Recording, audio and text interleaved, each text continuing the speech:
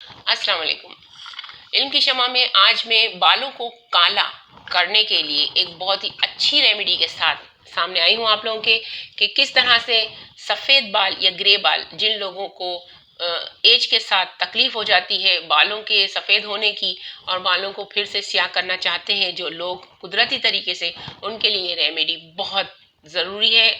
उनके लिए बहुत आसान सी रेमेडी लेकर आई हूँ। माजू फल की एक मैं पहले भी रेमेडी लेकर आ चुकी थी दांतों के हवाले से, वो एंड स्क्रीन पे लगी हुई होगी, उसे ज़रूर देखिएगा। और अब ये बालों को काला करने के लिए, स्याह करने के लिए कुदरती तौर पर ये माजू फल बहुत अहम है।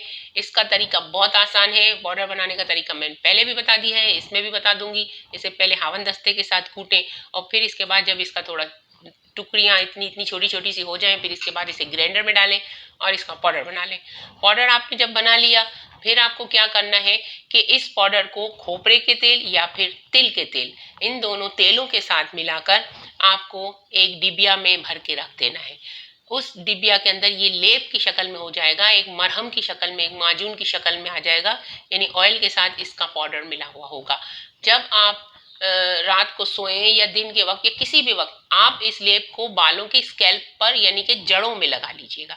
जैसे ही आप बालों की जड़ों में लगा करके इस बालों को आप कंघी कर लेंगे तो ये तमाम बालों के स्कैल्प में लग जाएगा। ये मत सोचिएगा कि आज लगाया कल बाल सिया हो गए, ऐसा नहीं हो सकता, ऐसा कोई मैजिक नहीं है। आप इसे जब बालों में लगाएंगे तो कुछ अरसे के बाद आपके बाल अंदर से स्याह होना शुरू हो जाएंगे। ये कुदरती अमल है, ये कुदरती चीज़ें हैं। माजू फल जिसका फ़ायदा बहुत ज़्यादा है, इसे इसके बहुत सारे नाम हैं, लिस्ट मैंने स्क्रीन पर चलाई हुई होगी कि आप कौन से कंट्री में और कौन से कंट्री में इसका क्या नाम लिया जाता है। वैसे ये इंडिया में बहुत पाए जाते हैं, पाकिस्तान में भी ये मौजूद है, लेकिन ये बहुत कीमती फल है। पाकिस्तान में इसकी थोड़ी सी कीमत बहुत ज़्यादा है, इंडिया में इतनी कीमत नहीं है।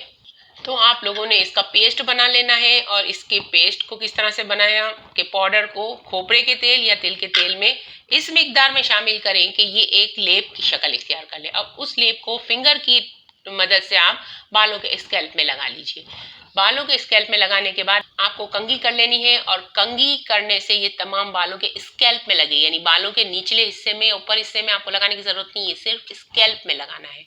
यानी कि बालों की जिल्द से टच, बालों की जो जिल्द होती है, स्किन जहाँ से बाल उगते हैं वहां पर टच होना चाहिए उसका ये तमाम मवाद जो इस आपने लगाया है।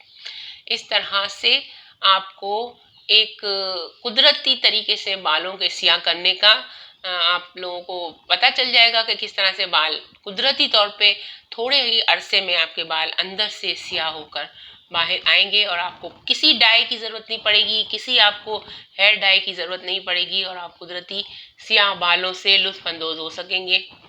कुदरती स्याह बालों के साथ आप ज़िंदगी गुजार सकेंगे। ये एक बहुत अल्लाह की बड़ी नेमत है। अल्लाह पाक ने जहाँ बीमारियाँ दी हैं, जहाँ मसले दिए हैं, वहाँ पर अल्लाह ने उनका हल भी दिया है। तो बहुत से ऐसे बच्चे बच्चियां जो कि छोटी उम्र में सफ़ेद बालों का सामना करते हैं और डाई लगा लगा कर बेजार हो जाते हैं। और डाई में यही होता है कि 15 दिन के बाद फिर से जड़ों में से बाल सफ़ेद निकलने शुरू हो जाते हैं और बहुत प्रॉब्लम होती है। तो इसका इस्तेमाल करें। ये माजू फल जो है वो आपको इन तमाम प्रॉब्लम से छुटकारा दिला देगा। उम्मीद करती हूँ आपको मेरी वीडियो पसंद आई होगी। अगर पसंद आई हो तो लाइक शेयर ज़रूर कीजिए और हमारी वीडियो को प्रमोट कीजिए, आगे फैलाइए व्हाट्सएप में, फेसबुक पर, जहाँ पर आप लोगों के तमाम जानने वाले इस चीज़ से फ़ायदा उठा सकें और आप भी सदका जारिया में शामिल हो जाइए।